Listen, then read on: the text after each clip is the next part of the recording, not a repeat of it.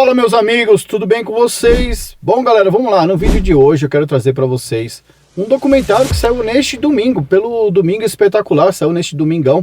Eu nem sabia, né? Foi até um amigo meu que me avisou ontem à noite, eu tava até trabalhando. E ele falou, ô Robson, dá uma olhada aí, eu vou te mandar uns cortes e tal. Eu falei, depois eu procuro saber direitinho. E eu assisti pela íntegra, assisti tudo. E eu resumi o máximo, porque é muito grande a reportagem, então eu resumi, dei uma adiantada, até adiantei a velocidade do vídeo, vocês vão ver que tá bem rápido a fala. Mas assim, é um dossiê, né? Tudo que a Uber faz com o motorista que foi espancado pela passageira, passageiro que não paga, motorista que é assaltado. Teve um que comprou um carro elétrico e depois se arrependeu, né? Trabalhando no Rio de Janeiro, foi roubado o carro dele, a polícia encontrou depois batido. Então assim, é um documentário. Olha, eu acho que foi um dos melhores que a Record trouxe nesses últimos tempos. Parabéns à Record, né? Não sou fã de nenhuma emissora, mas a Record, ela trouxe aí um documentário apresentado aí no início pelo Roberto Cabrini, vocês vão ver. Foi muito bem elaborado. Eu sempre falei isso, no dia que vier isso à tona, que Fantástico, Record, Band, começar a mostrar a realidade, fazer um documentário, né, o Globo Repórter, mostrar essa verdade do motorista de aplicativo, a dificuldade que é trabalhar no mundo dos aplicativos, sem esse glamour, sem esse morango que as pessoas vendem, né, esses influenciadores positivos que acabaram com as plataformas, que acabaram assim com os motoristas, né, os ganhos dos motoristas. A culpa pode-se dizer que boa parte é de influenciador também. É lógico que o motorista tem a parte dele, tem a culpa dele, mas quem incentivou mesmo ao motorista entrar nessa gangorra de altos e baixos e agora descer ladeira abaixo, vocês estão vendo que os valores caíram, valores defasados, os valores estão lá embaixo, a Uber e a 99 baixou mais ainda, tá tendo até uma manifestação, teve um boicote num país europeu, não sei se é na Irlanda, esqueci o nome, onde os motoristas desligaram, por uma hora desligaram a plataforma Uber, né, reivindicando melhores valores. Então você vê que não é só aqui no Brasil, o problema está no mundo inteiro, a Uber sacaneando todos os motoristas que trabalham para ela, né? Assim, vamos dizer assim, entre aspas. Então, fica até o final do vídeo, acompanha para vocês entenderem, eu quero saber a sua opinião e o seu comentário, beleza? Vamos assistir junto aqui o documentário que foi apresentado pelo Roberto Cabrini, né? Eu sou fã dele, gosto dele, ele é um cara corajoso. E o Fantástico, né? A Globo nunca mostrou isso na vida, nunca. A Globo nunca trouxe isso, mas a Record trouxe, então parabéns à Rede Record. Tá bom, galera? Vamos lá, então vamos assistir junto comigo aqui, eu vou assistir com vocês. Fica aí até o final do vídeo e deixe seu comentário, sua opinião muito importante. Se você puder deixar aquele like, se inscrever no nosso canal, eu agradeço. Tamo junto, acompanha aí, fui! O Domingo Espetacular mostra agora o perigo que é a rotina dos motoristas de aplicativo. Uma longa jornada de trabalho, marcada muitas vezes, né, Cabrini, por episódios de violência, assaltos, sequestros, agressões e até bate-boca com os passageiros. Nossos repórteres acompanharam os trabalhos em 3 grandes cidades. Você vai ver agora relatos e cenas impressionantes. Você tirou o cinto por quê? Você vai me tirar daqui de dentro, tapa? Não importa. Eu quero tirar do meu carro. Agora, vamos ver se é macho. Não, eu quero tirar do meu carro. Abre o celular que eu tô dando matar. Galera, tá sendo um pouco foda. Me ajuda aqui, moço. Tô sendo atendido, por favor. Sequestro, roubo, dá incerteza que a gente sai e não sabe se volta. O de trás, o tempo todo com a arma na minha nuca. O da frente me dava algumas coronhadas. Relatos de quem hoje exerce uma atividade que pode ser considerada de risco. Para não ficar na mira, eu peguei e voltei do outro lado e abri essa porta. Conforme eu abri, já estava numa situação transtornada. Eu abri e ele atirou. 4 tiros em cima dele. Foram 4 tiros, não foi um tiro. Foram 4 tiros. Enfrentamos o trânsito de 3 metrópoles brasileiras para ouvir histórias de quem trabalha no sistema de transportes de passageiros que revolucionou a forma como nos deslocamos pelas cidades. Os carros de aplicativos tornaram o setor mais acessível, conveniente e diversificado e viraram fonte de renda para milhões de pessoas. Os carros de aplicativos começaram a circular no Brasil em maio de 2014. Hoje, segundo a diretora executiva de uma das maiores empresas do setor, somos o país com mais viagens e o maior número de motoristas em todo o mundo. Quase 1,5 milhão que já transportaram 125 milhões de passageiros. É como se toda a população da França e da Itália juntas já tivesse andado pelo menos uma vez num carro de aplicativo. Andar pelas ruas de São Paulo é uma rotina que Geraldo cumpre há 6 anos. O que força a gente a trabalhar é o financeiro, não adianta. Para sobreviver em qualquer situação, a gente precisa encarar, né? E é encarar também a violência urbana. Em 2022, o motorista sofreu uma tentativa de assalto quando transportava 3 adolescentes.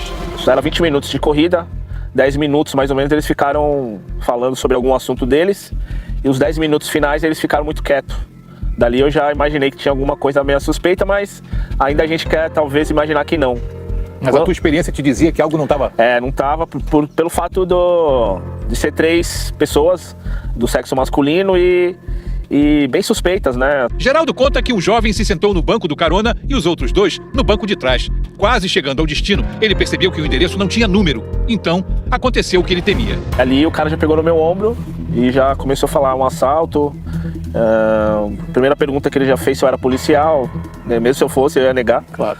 E ali ele começou, esse cara estava atrás de mim e começou a desenrolar o assalto. E fazendo assim, eu de costa não consegui perceber. Esse que estava aqui do lado do banco do passageiro veio e tirou meu celular.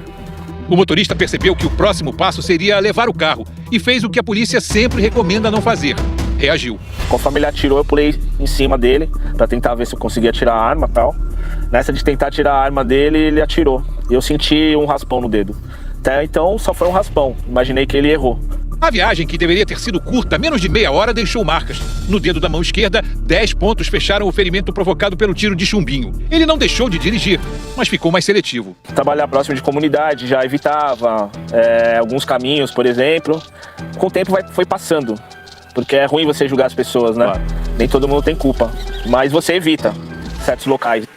A profissão de motorista de aplicativo também pareceu bem atraente para o Adriano. O trabalho por conta própria, com autonomia de horário, foram os motivos que o fizeram se inscrever na plataforma em 2018.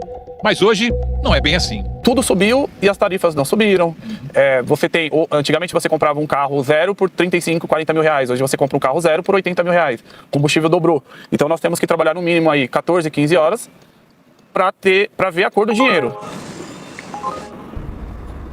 O Adriano diz que o período da noite, para quem dirige carro de aplicativo, é o mais difícil, porque é quando as coisas ruins, se tiverem que acontecer, acontecem. Por isso, ele e muitos motoristas contam com um parceiro, um aliado poderoso, que é uma câmera, que mostra tudo o que está acontecendo aqui dentro. Essa câmera já te salvou de um bocado de situação, né? Já me salvou, já me livrou de problemas, tanto com o passageiro, quanto com possíveis acidentes, né? Tipo, já teve...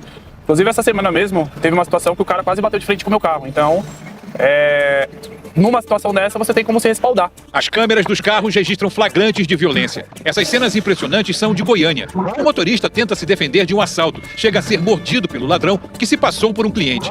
O homem queria arrancar o celular que estava no painel do carro. A polícia foi acionada e o criminoso preso. Também na capital de Goiás, um outro caso de agressão. O motorista sai com um pedaço de ferro na mão enquanto é seguido por este passageiro, de camisa vermelha. Loucura, né? Loucura eu ter reagido, só que é instinto, né? A discussão começou por causa do cinto de segurança. O motorista decidiu cancelar a corrida. Você tirou o cinto por quê? Você vai me tirar daqui de dentro, tapa? Os dois saem do carro. O passageiro dá um soco nas costas de Gilvan, que revida a agressão. Em um momento, o motorista aparece com um facão na mão. Eu saí em luta corporal com ele, né? Eu peguei um conezinho que tinha de PVC perto do carro, corri pra frente pra tentar se afastar dele e ele continuou atrás, peguei a barra de ferro. Inclusive tinha até 2 carros atrás, né? E um dos carros tinha uma moça filmando. O passageiro foi embora e Gilvan registrou o caso na delegacia.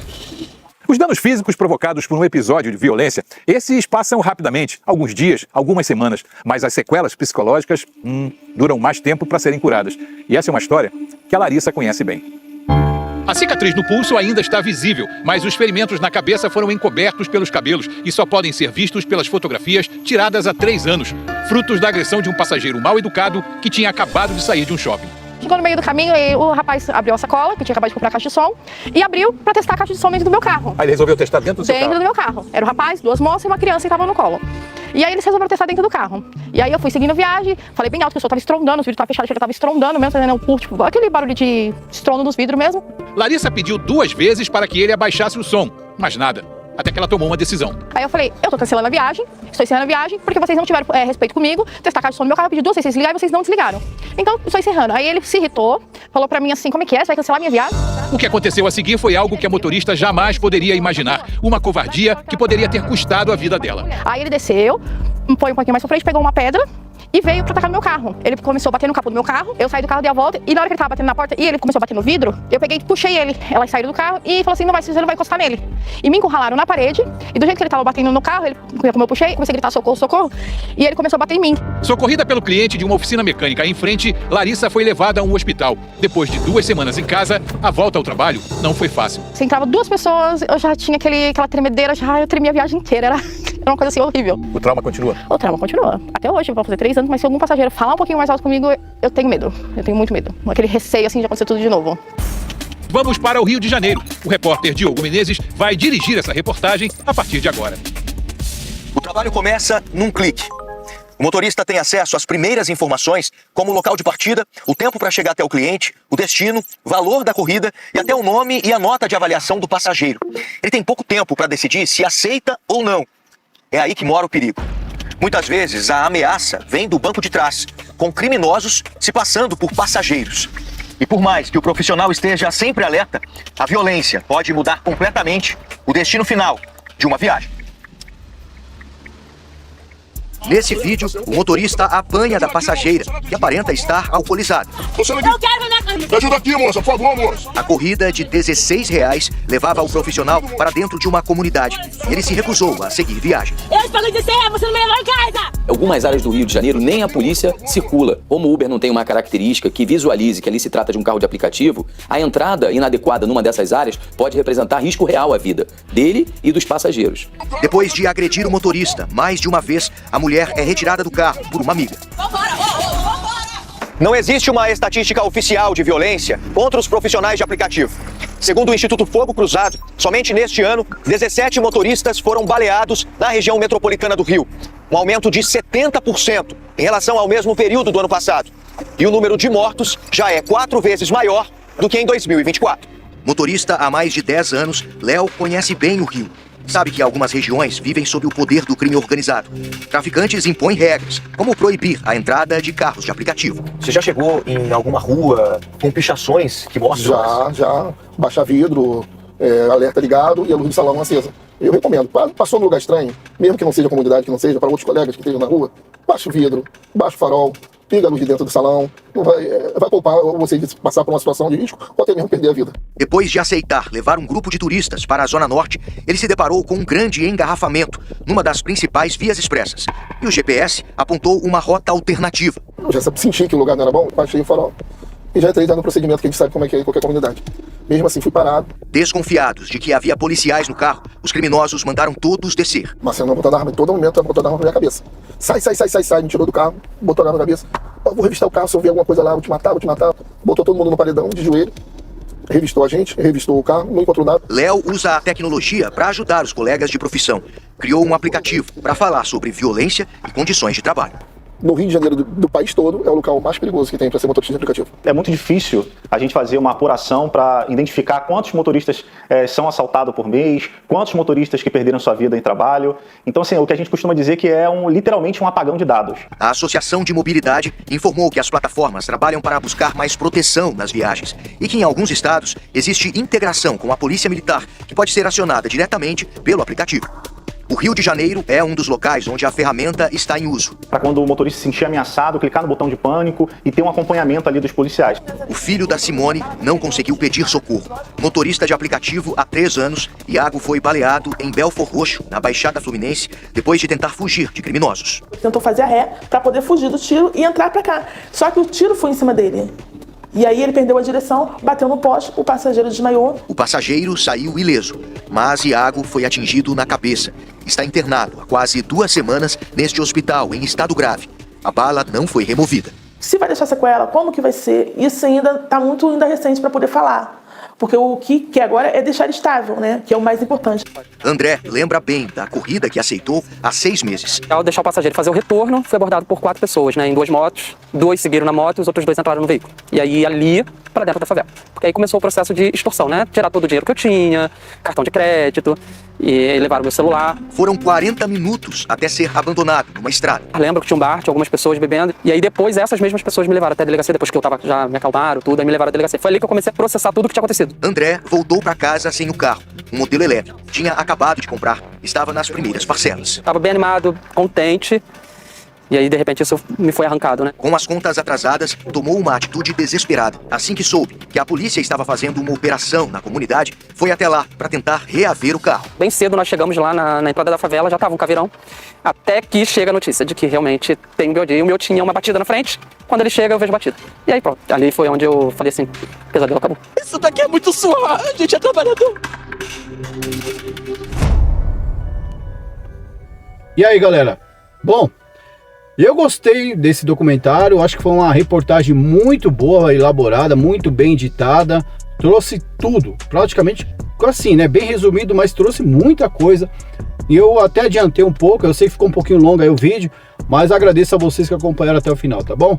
Forte abraço a todos, deixe sua opinião, seu comentário, é muito importante que você comente, deixe like, hype o vídeo também e se inscreva se você puder. Até a próxima, espero que vocês tenham aprendido alguma coisa e tenham tirado alguma coisa de bom aí nessa reportagem que a Record trouxe, muito bem elaborado, eu achei legal. Eu não sei sua opinião, talvez você não curtiu, mas eu achei legal, tá bom? Tamo junto, até a próxima, fui galera.